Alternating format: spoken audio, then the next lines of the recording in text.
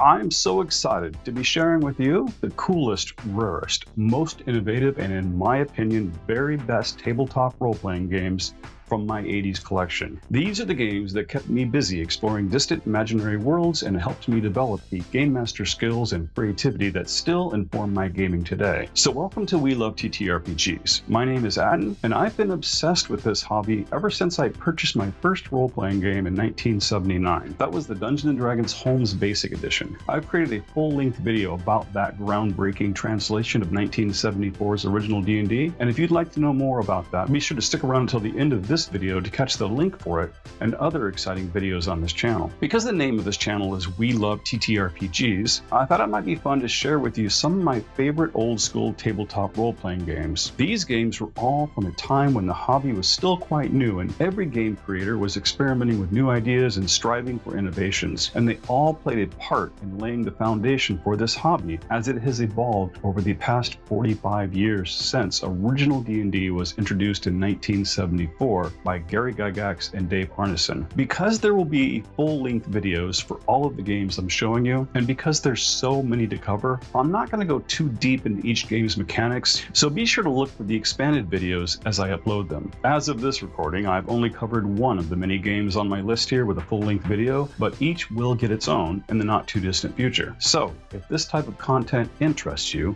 be sure to subscribe and stab that notification bell so you don't miss any of the great videos I have on my list. I've placed these in an order that is reflective of each game's influence and enjoyment for me personally, but none are fixed in place and each could just as easily be adjusted a few spots one direction or another. Also, this is just reflective of my personal tastes and interest at that point in time, though the games highest on my list do still rank very favorably with me and they still influence how I game master today. Now let's take a look at the games. Before we get into the actual tabletop role-playing games, I do have a couple honorable mentions. These two aren't actually TTRPGs, but they were enjoyable old school strategy games that you might remember. Gamma Marauders. Released in 1987 by TSR, this quirky game was inspired by the post-apocalyptic Gamma World role-playing game. In Gamma Marauders, each player controls a Bioborg, a massive kaiju. These Godzilla-sized mutant animals served as a mobile weapons platform. It's a simple war game,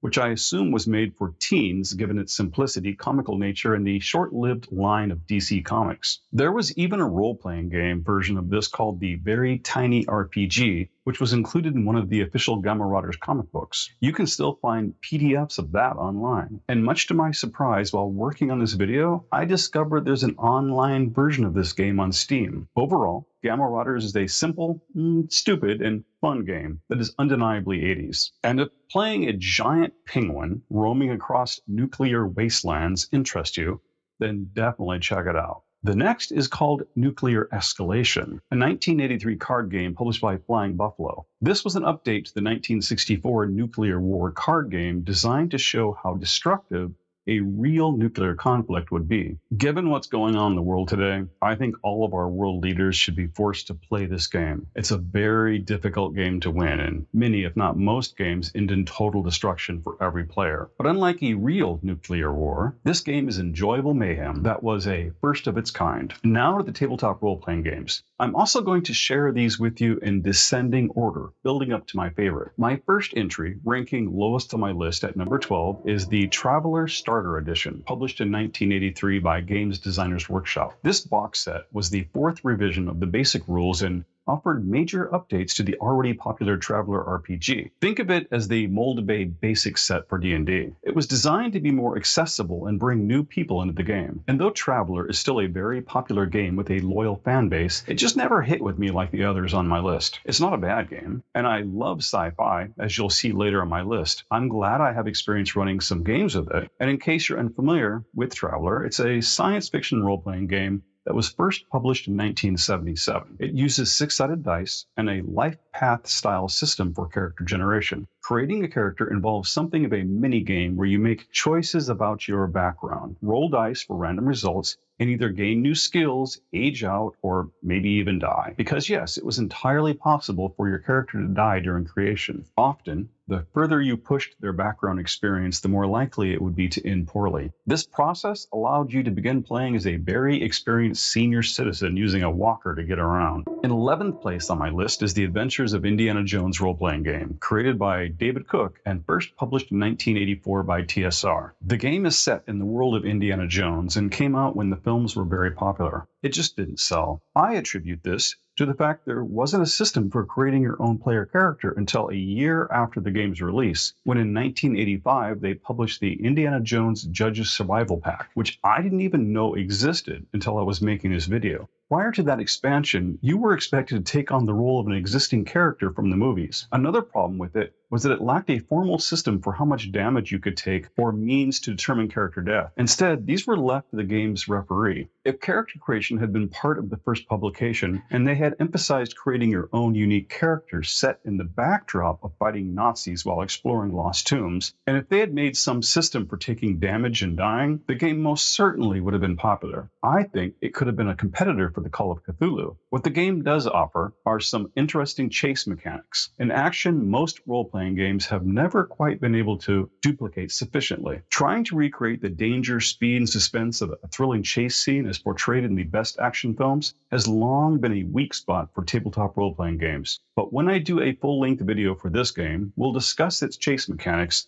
and what we might use for our current gaming. At number 10 on my list is the very rare Ghostbusters role-playing game. This lighthearted role-playing game was based on the comedic movies of the same name. It was first published in 1986 by West End Games. Players in this game could portray an existing character from the movies, but you were also able to create your very own unique Ghostbuster. The players would then operate a Ghostbusters franchise in a city of their choice outside of the familiar New York City location from the movies. The game offers intentionally sparse and minimalist rules and doesn't even include movement rates or weapon ranges. The rulebook says those aren't important elements of play, and the referee can just make it up as you go. Character generation uses a simple system where each player begins with 12 creation points that are to be distributed among the 4 traits: brains, muscle, moves, and cool. Using those 12 points, you would give each trait a score between 1 and 5. While many role-playing hobbyists might be totally unfamiliar with this game, it is very important to the evolution of the hobby. This was the first game to use the D6 dice pool mechanic, and it created the foundation on which many later games were built. For example,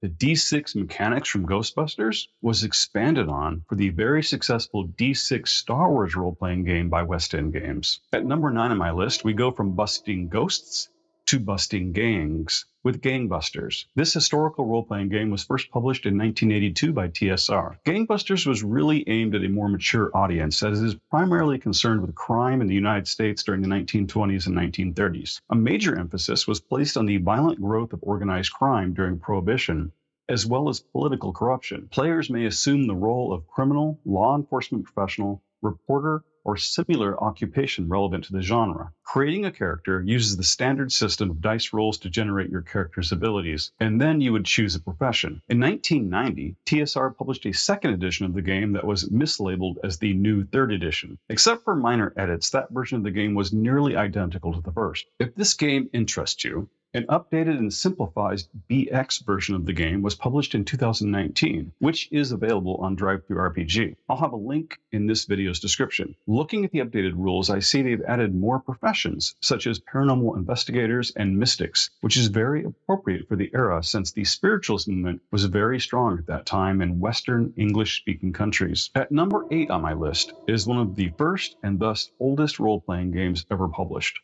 Boot Hill was the second role-playing game ever published by TSR after Dungeons & Dragons. First released in 1975, the game was created by Gary Gygax, Brian Bloom, and Don Kay. Don died shortly before the game was published, and he seemed to have been the main driving force behind its creation. If you're a fan of D&D, you may have heard of Merlin, the gun-toting cowboy god of Greyhawk. That was Don's character. Named after a popular Wild West term for a cemetery, Boot Hill was set in the Wild West of North America. The game used percentile die and was really more of a war game with a focus on gunfighting instead of role-playing. Because combat was made to reflect more realistic outcomes than many other role-playing games, it was particularly lethal, and a long-running campaign would have been very rare, if at all. That's because getting into a gunfight was probably going to kill you. Coming in at number 7 is a real wild ride. This is the first edition of Paranoia, a dystopian science fiction themed game from 1984 by West End Games. Paranoia is different from other TTRPGs due to its competitive nature. In Paranoia, players are encouraged to betray one another, but overall, it still maintains a light-hearted tone despite its setting. Players are from a dystopian future city controlled by Friend Computer, and all information, including the game's rules, are restricted by a color-coded security clearance. Player characters begin the game as enforcers of the computer's authority, and they're assigned to missions to locate and eliminate threats to the computer's control. The player characters are also part of prohibited underground movements,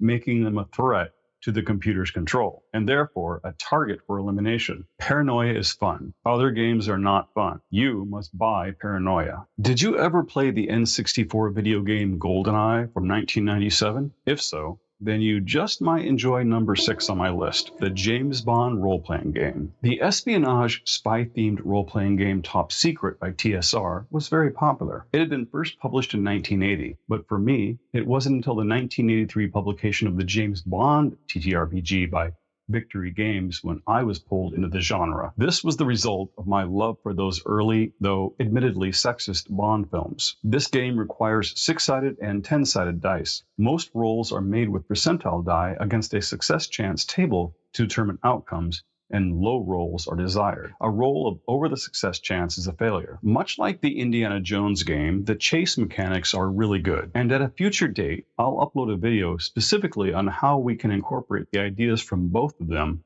to use in our current games for exciting chase sequences. I ran many one-shots with this, and I still think it's a great game if you have 2 or 3 players, since it really isn't designed for larger groups. At number 5 on my list is the Marvel Superheroes game, first published in 1984 by TSR. There's several superhero-themed games, and I'm not really in a position to judge one over the other. Other than collecting Star Wars comics in the 1980s and one of my best friends showing me his collection of X-Men comics in the 80s, I've never been much of a comics person, and I'm not really into the superhero movies. I mean, they're fine. It just hasn't been a huge interest of mine. However, I was a fan of this game and played many one-shot sessions using these rules. Recently, a new Marvel superhero role-playing game came on the market, and I bought it just to see how it compared to this game. I'll cover all of that in detail with a future upload. This game uses percentile die, and you compare your result against their universal results table. Back in the 80s, these types of charts were pretty common, and I don't mind that, though it seems to be something that annoys a lot of other gamers in the hobby. This game was simple,